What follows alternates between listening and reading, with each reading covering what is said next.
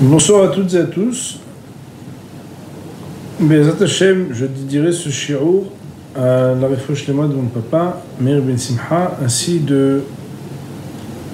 qu'à la guérison de tous les malades d'Israël. Amen. Cette semaine, nous allons lire la paracha de Toledot. Et il y a parmi les paroles de Hazal dans la Gemara de Yevamot des commentaires qui sont très connus, mais peut-être pas assez approfondis. Pour introduire le sujet, je citerai d'abord, puisque notre cours sera inspiré des paroles du Rav Dessler, dans le Helek Gimel, au 3e volume, dans la partie qui parle de l'intériorité et de la superficialité, sujet d'ailleurs que nous avons pu traiter avec nos Avlechim dans les mots et qui est disponible pour ceux qui le voudront dans le texte. Il est écrit à propos du prophète Ovadia, Hazon Ovadia, Koamar Hashem Elokim le Edom. Ovadiahu a été choisi pour être celui qui va parler à Edom. C'est lui qui va porter la parole de Akadosh Baruch Hu pour parler à Edom. La Gemara, dans le traité de Sanhedrin, à la page 39b, pose la question. Maïshna Ovadiahu le Edom. Quelle différence y a-t-il pour que Ovadiahu, plus que n'importe quel autre prophète, vienne s'adresser à Edom, descendant de Esav? Et la Gemara de dire, Amar Rav Yitzhak d'expliquer, Amar Kadosh Baruch Hu de dire, Yavo Ovadiahu Adar ben Shnei Reshaim, il va venir, Ovadia, qui a vécu entre deux Reshaim. Rashi va expliquer qu'on parle ici de Ahav et Izevel. Ahav, comme vous le savez, c'était un roi Rasha dans l'Am Israël, et Izevel était son épouse. J'espère que ça n'a pas inspiré le prénom Isabelle. En tout cas, Izevel et Ahav. Que vienne, on va dire, qui a grandi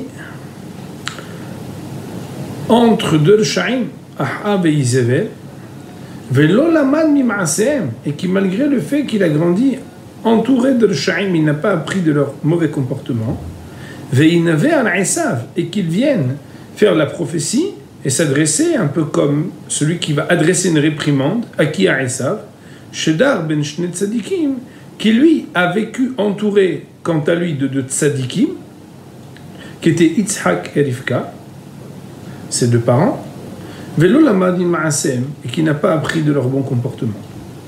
Autrement dit, la Gemara dans Masechet Sanhedrin souligne que personne n'est mieux placé que Ovadia pour venir faire des remontrances à Edom, descendant de Esav. Aucun autre des prophètes n'a ce privilège et ces attributs, car Ovadia, il avait grandi autour de Reshaim et il n'a pas appris de leur mauvais comportement, mais il est devenu un tzaddik. Alors que Esav, l'ancêtre d'Edom, avait grandi entouré de deux tzadikim, Yitzhak et Rivka, et il n'a pas appris de leurs bonnes actions.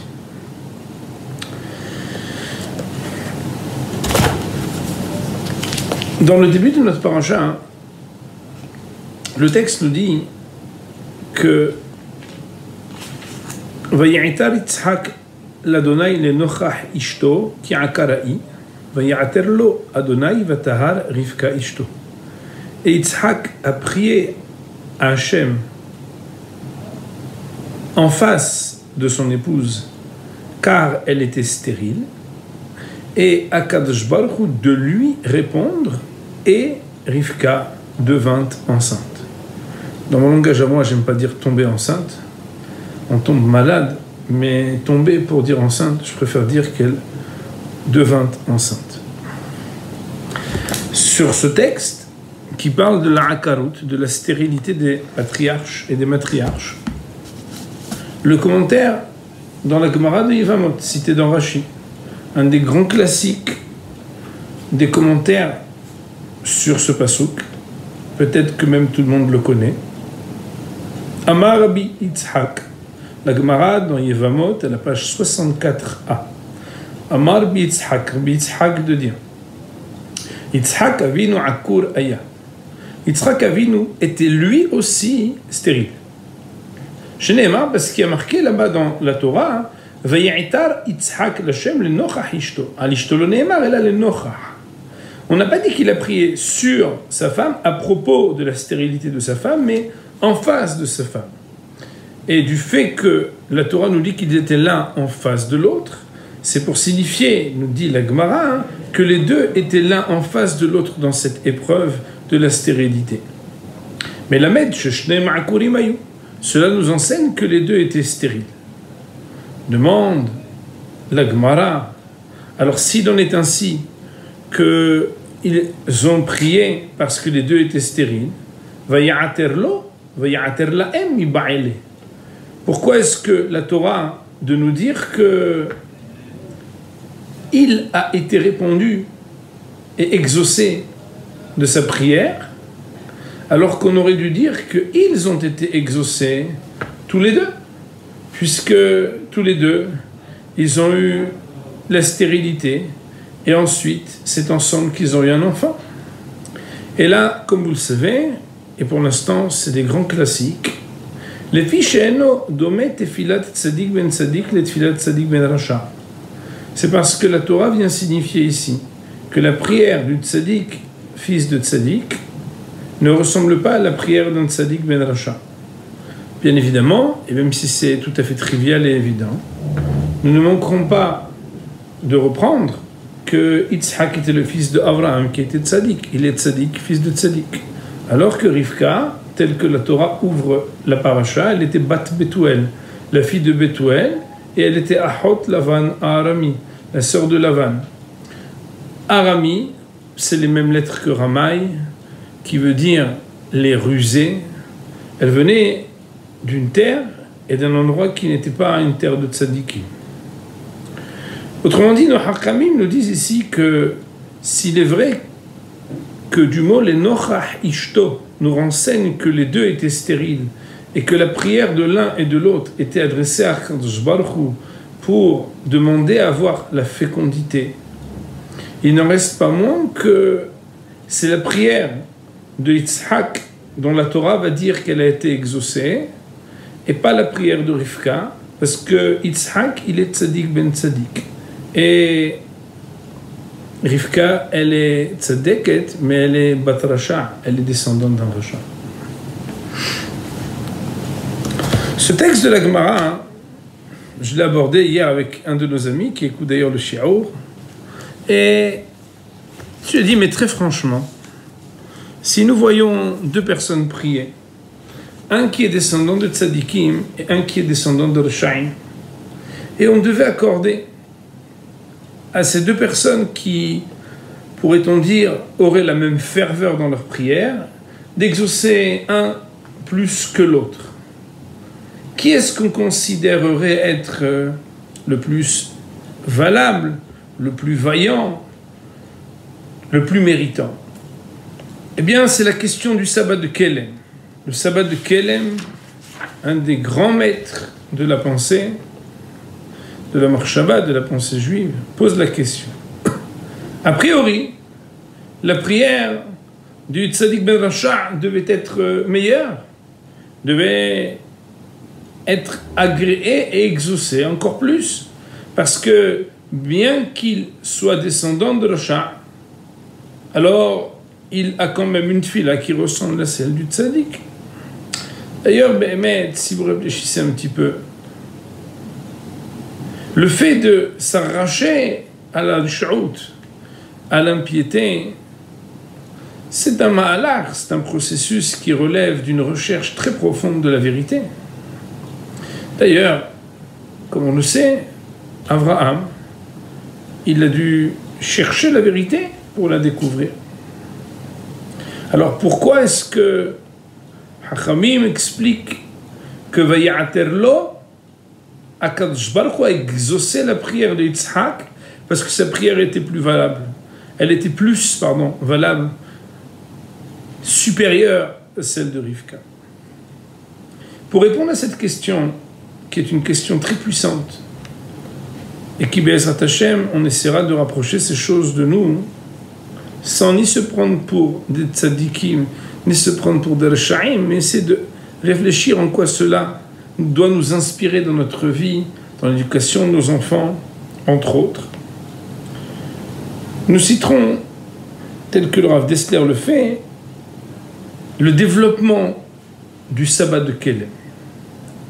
Le Rav nous explique qu'il est un principe qui dit Kaché Atika Mehadta. Nous avons déjà cité une fois ce concept, mais nous ne l'avons pas fait avec le développement du Rav Dessler dans cette paracha. Lorsque quelqu'un est tzaddik ben rasha, il a une faculté. C'est que, comme certains disaient, je ne sais qu'une chose, c'est que je ne sais rien. Quand quelqu'un ne sait rien, bien, il vient comme une feuille blanche. Il apprend, il applique, il est mekabel, il accepte, il reçoit ce qui lui est proposé. C'est une ma'ala, c'est un niveau exceptionnel. D'ailleurs, même s'il est très difficile de découvrir les vérités, mais lorsqu'on cherche la vérité et qu'on la découvre, alors on a quelque chose de très grand. Avraham Avinu, il était le fils de Terah. Fils de Terah, et pourtant, il est devenu Avraham Avinu. Il a brisé les statuettes. Il a été à l'encontre de son père pour découvrir celui qui était Avinu Shebashamayim.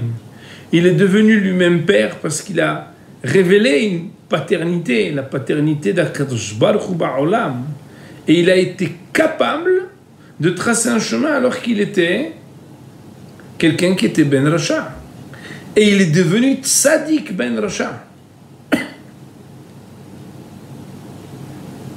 Seulement, mon Rav Rabotai, il nous dit le Rav Dessler, lorsqu'on devient le fils d'un homme comme Avraham, est-ce que c'est plus difficile ou est-ce que c'est moins difficile? Je ne vous cache pas que quand nous sommes venus en Eretz Israël, il y a près de 20 ans, et qu'on était un peu plus engagés encore que nous l'étions, j'avais posé la question à mes rabbanim, de leur dire, mais nous, on a découvert, on a cherché, on a appris. Nos enfants vont grandir dans un milieu où les choses seront quelque chose d'inné. Nous dit le Rav, Yitzhak ben Avraham, quand Yitzhak est le fils de Avraham, il est le ben du tzaddik, a-t-il moins de mérite ou a-t-il plus de mérite? Eh bien, sous l'angle du mérite, on pourrait dire non, il a le Zchut Avot, il est grand, Baruch Hashem, il a grandi dans une famille de Kedusha et de Tzadikim. C'est vrai.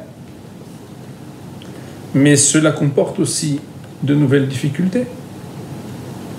Quelles sont-elles? Évidentes.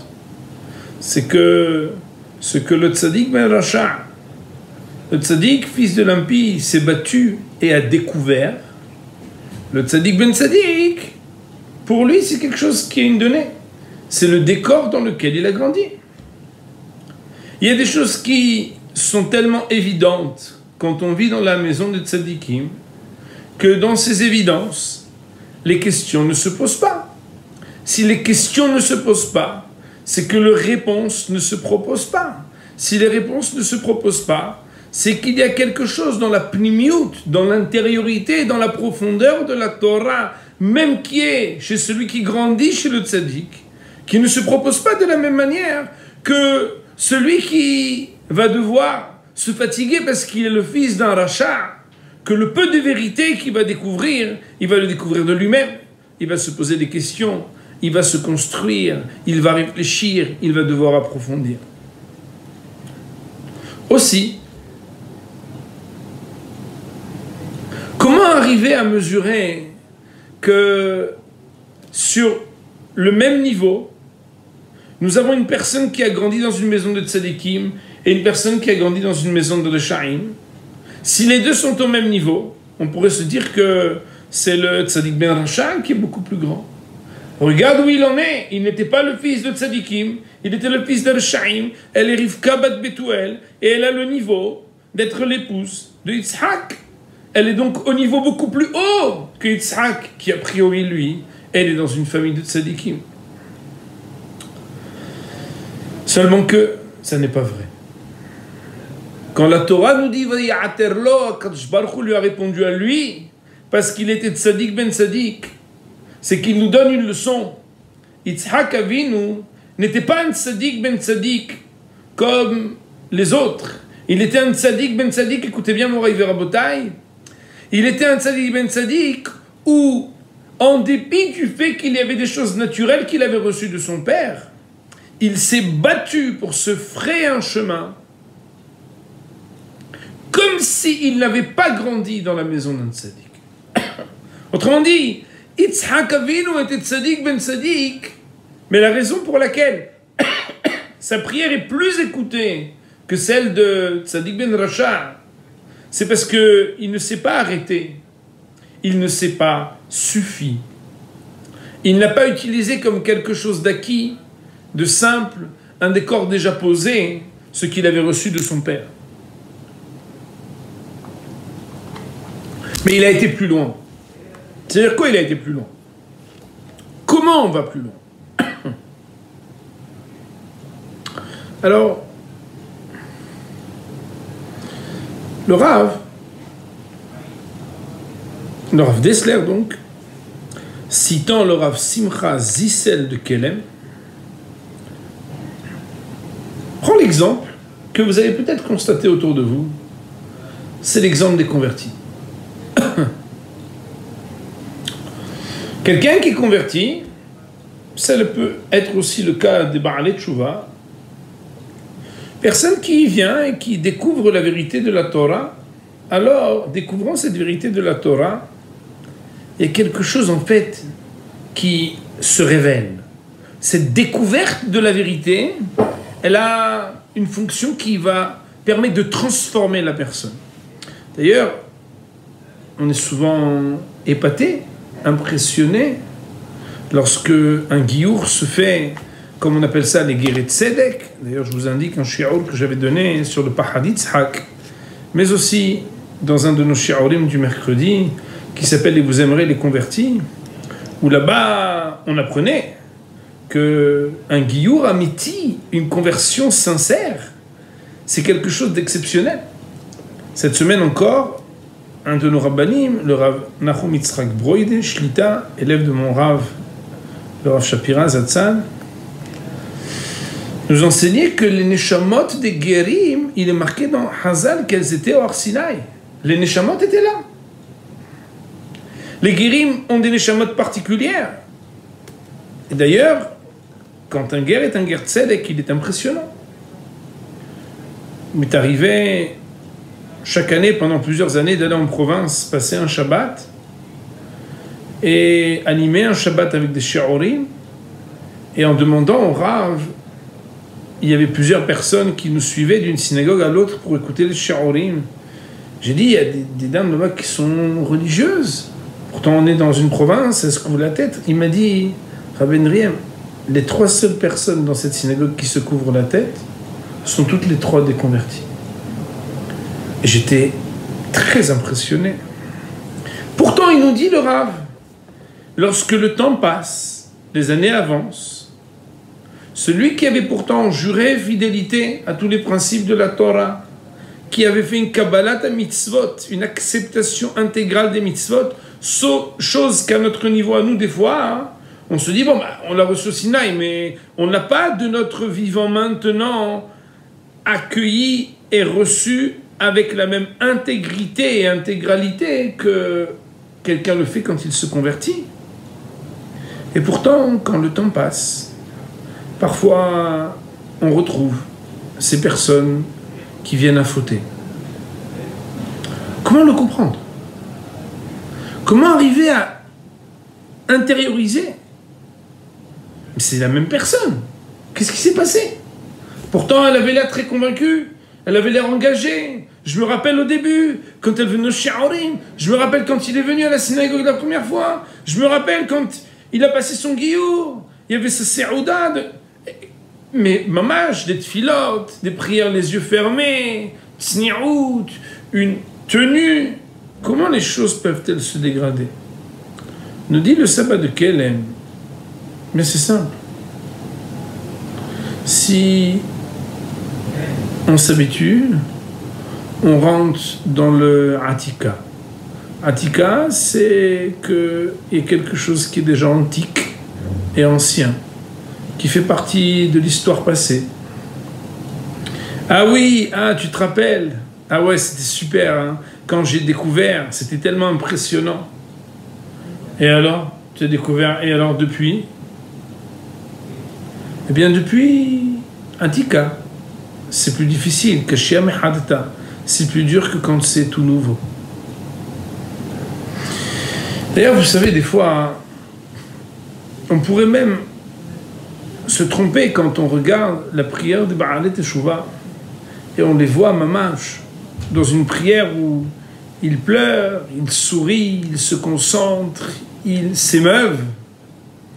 Et des fois, on pourrait avoir le sentiment de se dire, mais ça, c'est au début. Qu'est-ce qui va rester après? Ça, c'est quand on vient, ah là là, le shiur, il était extraordinaire. Des fois, on se dit, bah, ça, c'est la première fois. Mais quelques années plus tard, est-ce que c'est toujours vrai? Oui, ça peut être vrai. Pourquoi? Parce qu'il existe, et c'est la représentation par Yitzhak Avinu, quelqu'un qui peut être Tzadik ben Tzadik, plus grand que Tzadik ben Rasha. Comment? Eh bien, lorsqu'il transforme ce qui était ancien en quelque chose de nouveau. Il donne comme la réminiscence à cette jeunesse qui fait que Atika Kashia Mehadta, c'est toujours Hadta pour lui. C'est toujours quelque chose de nouveau. Comment ça peut rester quelque chose de nouveau? Une fois, je me rappelle, je n'avais pas pu assister au mariage d'une de mes élèves. Bon, malheureusement, je ne peux pas assister à beaucoup de mariages parce qu'on est assez occupé. Même si on essaie de passer chaque fois qu'on peut. Et j'étais venu chez Barbrachot, au séminaire. On m'avait demandé de parler. Et j'avais parlé des crèmes anti-vieillissement. C'est un sujet. Les jeunes filles, les dames, elles savent bien ce que ça veut dire, les crèmes. D'ailleurs, quand on rentre dans un magasin de parapharmacie et qu'on voit tout ce qui peut se passer au niveau des crèmes, c'est impressionnant. J'avais expliqué que le hidouche des crèmes anti-rides ou anti-vieillissement, c'est pas les crèmes qu'on propose à quelqu'un qui a déjà 70 ans. Le hidouche, le caractère inédit, c'est même quand quelqu'un il a déjà 20 ans, il y a la crème préventive, 30 ans, la crème de premiers soins, etc. Et j'avais expliqué que dans la Torah aussi, on doit utiliser une crème anti-rides. Si vous réfléchissez, comment faire pour que même si j'ai déjà découvert la lumière de la Torah, je suis déjà un jeune homme, un avrer, une jeune fille, une femme d'avrer, quelqu'un d'investi qui étudie tous les jours, une personne qui a la pudeur, comment réussir à rester comme si je venais de découvrir quelque chose? Je vais vous dire quelque chose d'extrêmement simple. Il faut continuer à découvrir. Il faut redécouvrir. Ça veut dire quoi, découvrir et redécouvrir?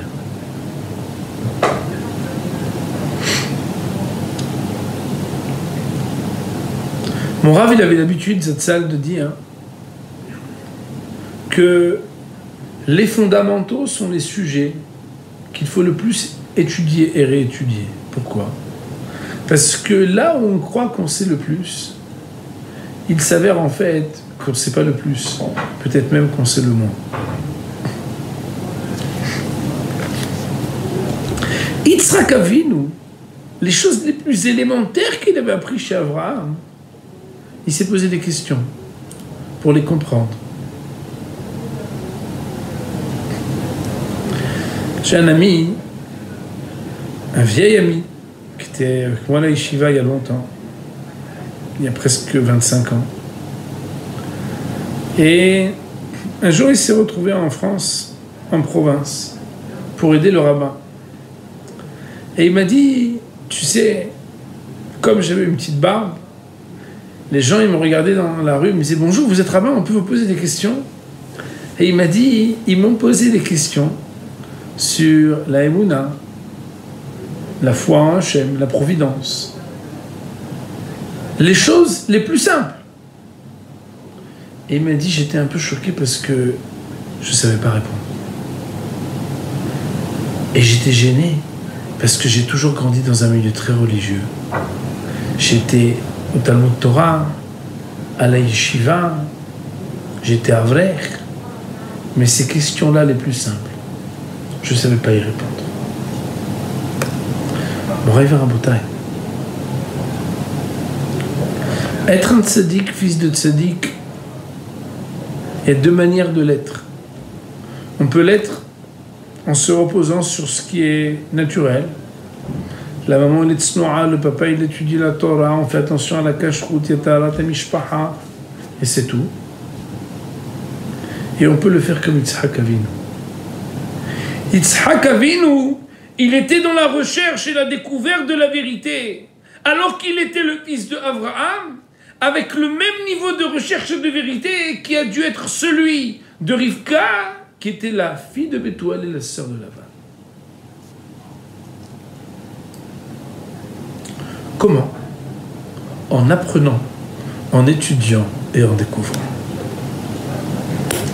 Découvrir et redécouvrir, définir et redéfinir les choses simples. Rester dans l'apprentissage et dans la découverte, c'est garder la fraîcheur, c'est garder la jeunesse, c'est empêcher les rides, c'est faire qu'on est toujours dans le hadda, même quand on est dans le atika. Il y a toujours quelque chose de nouveau dans notre avodat Hashem. Il y a quelqu'un qui m'a dit, alors il y a des cours, quoi, c'est des jeunes filles. Je dis, ah, beaucoup de mes élèves sont des anciennes. Mais les anciennes, il y en a qui ont déjà écouté des centaines de shiurim, de dizaines de rabbanim. On pourrait se dire, mais qu'est-ce qu'elles ont encore à apprendre?